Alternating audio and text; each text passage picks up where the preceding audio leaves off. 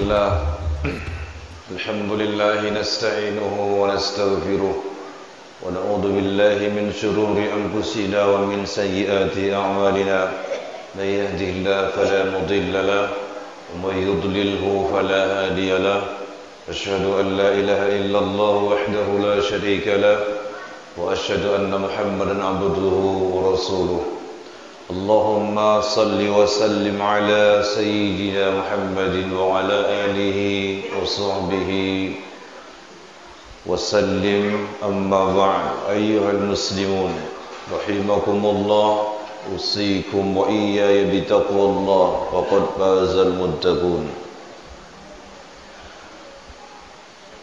وقال تعالى في كتابه الكريم بسم الله الرحمن الرحيم يا أيها الذين آمنوا اتقوا الله حق تقاته ولا تموتن إلا وأنتم مسلمون وقال رسول الله صلى الله عليه وسلم من صام رمضان إيمانا واحتسابا غفر له ما تقدم من ذنبه صدق الله العظيم وصدق على قول رسوله الكريم ونحن على ذلك من الشاكرين والشاهدين برحمتك يا أرحم الراحمين معاشر المسلمين rahimani wa rahimakumullah.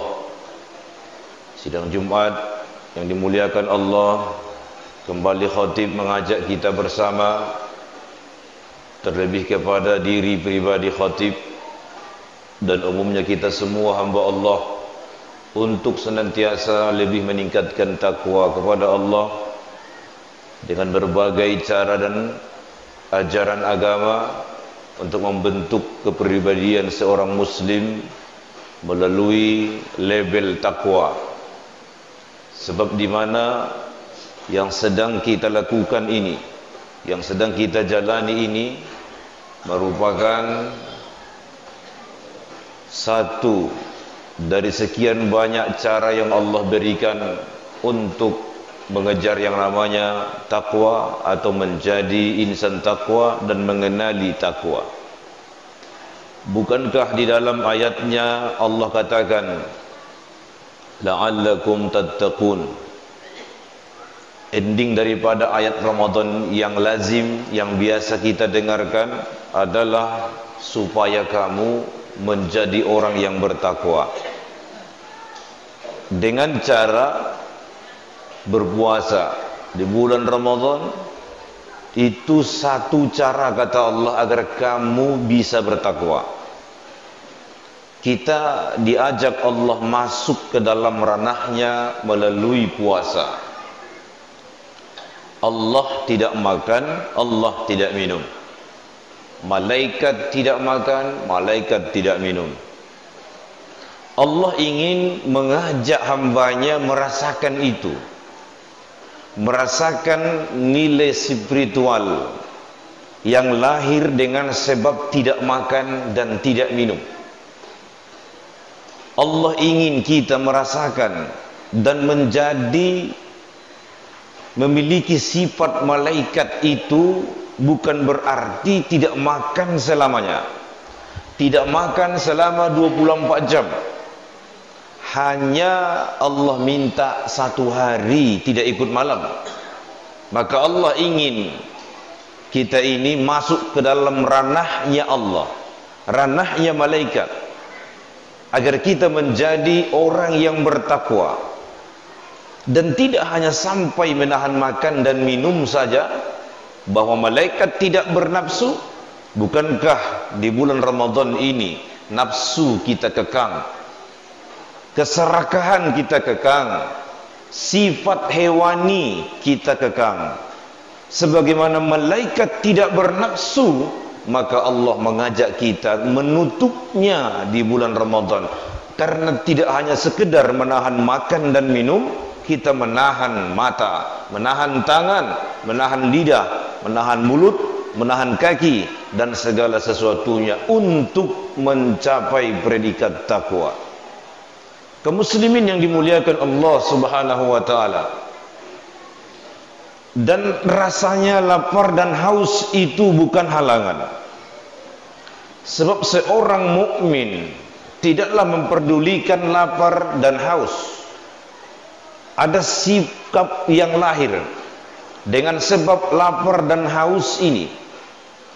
Yang pertama di antaranya adalah sikap perjuangan atau jihad. Seorang muslim yang baik akan berjihad. Tak perlu itu perut berisi atau kosong. Ketika Allah serukan jihad, seorang muslim harus jihad. Ketika dikumandangkan azan, seorang muslim harus berjuang untuk dirinya menuju panggilan azan. Itu jihad. Dan Allah mudahkan semua jalan itu. Dan Allah mudahkan semua prosesnya. Tidak seperti saudara-saudara kita yang di Palestina, untuk masuk masjid berhadapan dulu dengan keanarkisan Zionis Israel. Untuk melakukan salat Jumat saja, saudara-saudara muslim, saudara-saudara kita di Palestina berhadapan dengan brutalnya tentara Zionis Israel. Sebab takmil Masjid Al-Aqsa sekarang adalah Zionis Israel. Bukan muslim. Pengurus BKM Masjid Al-Aqsa sekarang diambil alih oleh Zionis Israel.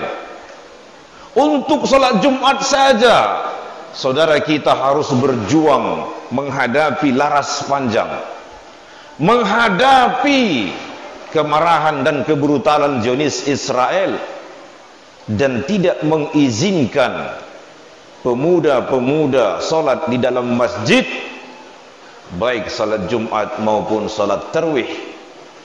Mereka berjuang, kaum muslimin yang dimuliakan Allah. Untuk ke masjid saja mereka korbankan nyawa mereka. Tak sedikit yang mati di antara mereka hanya untuk menuju masjid Allah, hanya untuk menuju masjid Allah. Bayangkan dalam kondisi Jumatan, dalam keadaan berpuasa, gas air mata dilemparkan oleh Zionis Yahudi laknatullah, hanya untuk tidak senang terhadap Islam.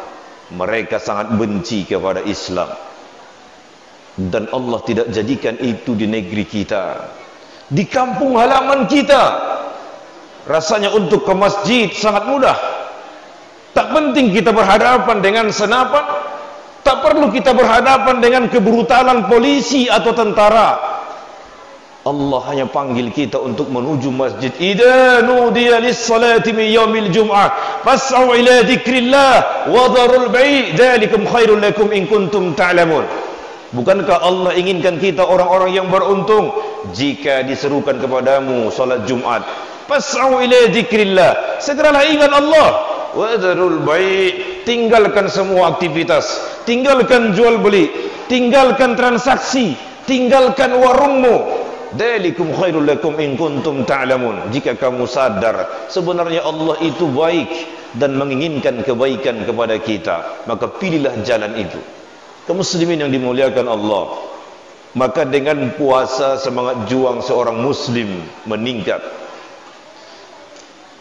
Seorang muslim harus melakukan satu lompatan yang tidak pernah bisa dilakukan oleh musuh-musuh Allah. Di mana letaknya ketika kita orang muslim dalam keadaan perut kosong, tetapkah semangat kita hidup? Kita semangat hidup. Dalam kondisi perut kosong, apakah kita masih bisa hidup? Masih bisa hidup, masih bekerja, masih beraktivitas. Dan ini yang tidak bisa dilakukan musuh-musuh Allah. Untuk melakukan satu jihad di sisi Allah dan untuk membuat musuh-musuh Allah gentar, maka lakukanlah sesuatu yang tidak bisa dilakukan oleh mereka. Termasuk dalam kondisi perut kita kosong, masih berjihad, masih berjuang mencari nafkah. Rasanya nilainya sedikit jika kita perutnya kenyang, kemudian kita berjalan 5 km sampai di tujuan, tapi kita kenyang. Ini biasa.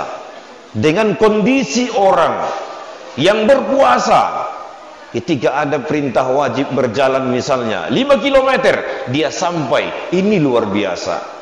Dan kita harus melakukan sesuatu yang tidak bisa dilakukan oleh musuh-musuh Allah, termasuk dalam konteks berpuasa di bulan Ramadan. Kaum muslimin yang dimuliakan Allah Subhanahu wa taala. Kemudian yang kedua adalah timbulnya sikap perasa atau peka atau sifat sosial.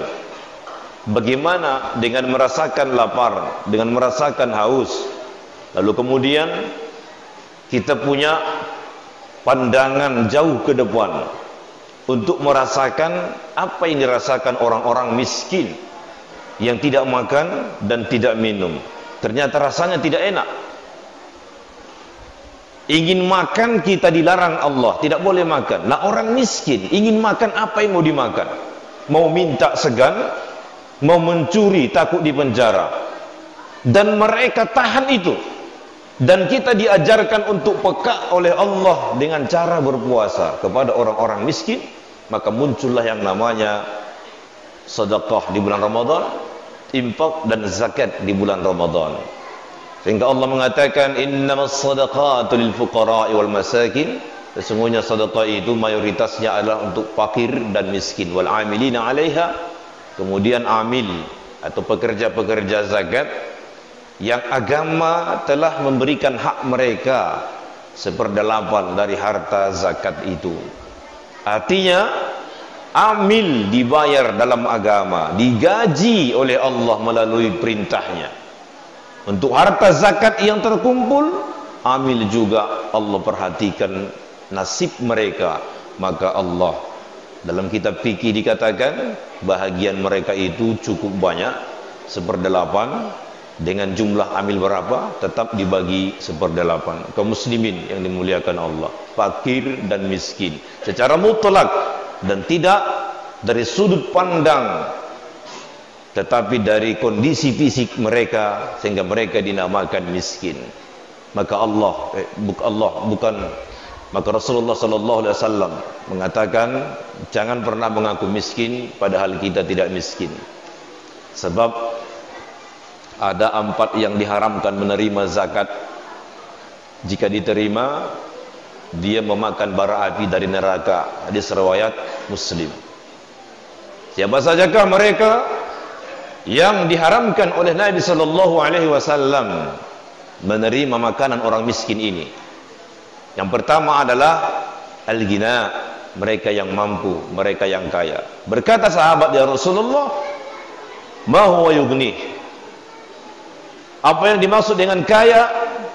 Ma yughdi wa yu'ashi. Wa qala ma yughdi wa yu'ashi. Berkata Rasulullah sallallahu alaihi wasallam, cukup makannya setiap hari itu sudah kaya. Hadis riwayat Muslim. Cukup makannya itu sudah kaya. Apalagi kaum muslimin yang namanya zakat fitrah, dia adalah zakat khusus di bulan Ramadan. Beda dengan zakat mal. Artinya apa? Orang yang mempunyai keterbatasan hidup dan tidak mempunyai kebutuhan di Syawalnya, maka itulah yang dimaksud dengan miskin di dalam kelola zakat fitrah. Orang yang habis kebutuhannya di akhir Ramadan, di Syawal dia tak punya apa-apa, di Syawal berasnya pun tidak ada. Masuk di akalkah ketika seorang muslim punya saldo 10 juta tapi mengaku miskin, untuk Syawal dirinya tidak terancam? Maka Rasulullah mengharamkan itu, karena zakat fitrah ini khusus Ramadan dan tidaklah zakat main-main.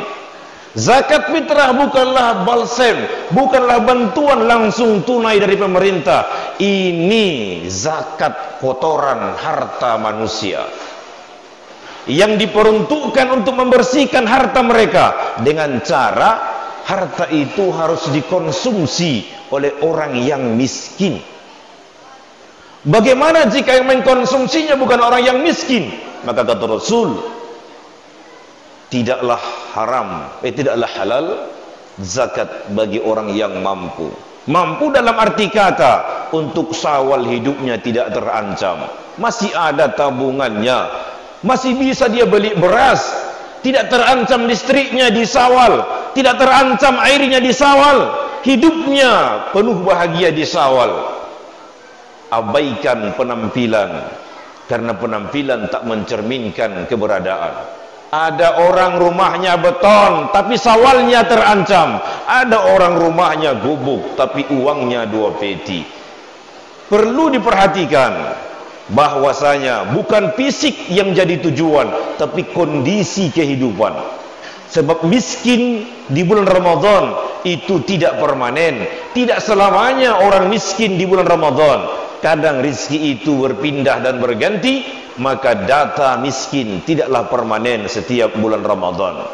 Kaum muslimin yang dimuliakan Allah, kemudian Rasulullah mengharamkan zakat itu untuk orang yang hidupnya ditanggung oleh yang berzakat. Seorang ibu hidupnya ditanggung anaknya, makannya ditanggung anaknya, listriknya ditanggung anaknya, airnya ditanggung anaknya, pakaiannya ditanggung anaknya, maka ibu ini tak lagi dinamakan miskin, sebab dia ditanggung hidupnya oleh yang muzakkin, maka gugur haknya menerima zakat. Baik dia hidup seorang diri maupun hidup dalam lingkaran anaknya.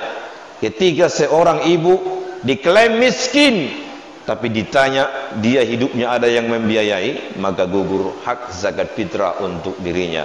Setiap yang dalam tanggungan berzakat, maka haram menerima zakat fitrah. Kemudian kata Rasulullah, tidak halal zakat seorang anak kepada ibunya, anak kepada ayahnya, ayah kepada anaknya, ibu kepada anaknya.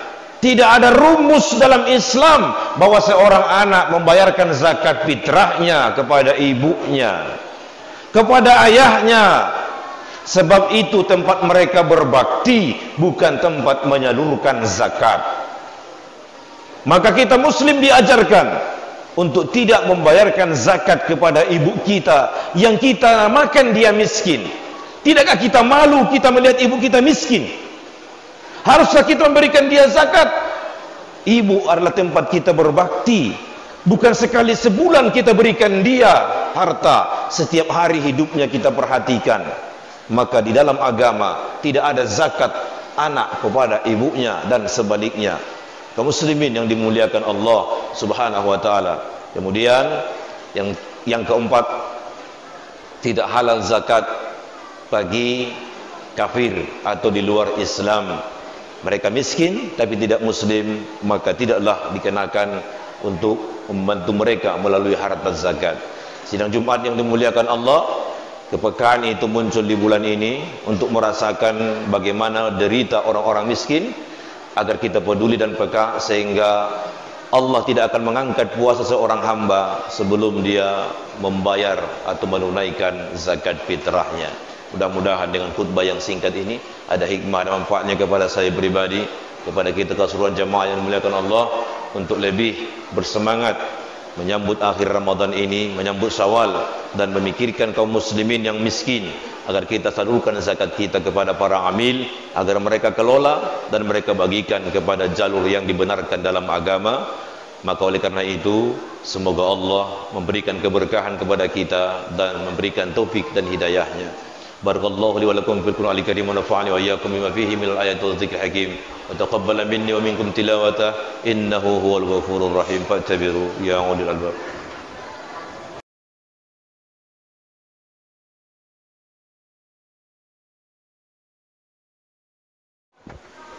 Alhamdulillahi rabbil alamin wal aqibatu lil muttaqin wa la udwana illa 'alal zalimin. Asyhadu an la ilaha illallah wa la syarika lah wa anna Muhammadan abduhu wa rasuluh. Qala ta'ala bismillahir rahmanir rahim. Ara'aita alladhi yukazzibu bid-din fadhalika alladhi yad'u al-yatim wa la yahuddu 'ala ta'amil miskin. Fawailul musallin. Wailul musallin alladhina hum an salatihim sahun alladhina hum yura'una wa yamna'una al-ma'un. Wa qala ta'ala bismillahir rahmanir rahim. Innallaha wa malaikatahu yusalluna 'alan nabi. Ya ayyuhalladzina amanu sallu 'alaihi wa sallimu taslima. Allahumma salli wa sallim ala sayyidina Muhammad wa ala ali sayyidina Muhammad kama barakta ala Ibrahim wa ala ali Ibrahim fil alamin innaka Hamidum Majid. Allahumma khulafa'ir rasyidin wa hum Abi Bakr wa Umar wa Uthman wa Ali wa ala baqiyati sahabati Rasulillah ajma'in wa tabi'it tabi'ihim wa man tabi'ahum bi ihsan ila yaumiddin wa alaina Muhammad rahmatika ya arhamar rahimin. Allahumma fil muslimin wal muslimat المؤمنين والمؤمنات الأحياء منهم والأموات إنك سميع قريب مجيب الدعوات. آمين يا الله ويا قاضي الحاجات. اللهم إنا نسألك رضاك والجنة ونعوذ بك من سخطك والنار. اللهم إنك عفو كريم تحب العفو فاعف عنا يا كريم. ربنا آتنا في الدنيا حسنة وفي الآخرة حسنة وقنا عذاب النار. عباد الله إن الله يأمر بالعدل والإحسان وإيتاء ذي القربى وينهى عن الفحشاء والمنكر والبغي يعظكم لعلكم تذكرون. فاذكروا العظيم يذكركم ودعوا تجيب لكم ولذكر الله أكبر. أقيم الصلاة.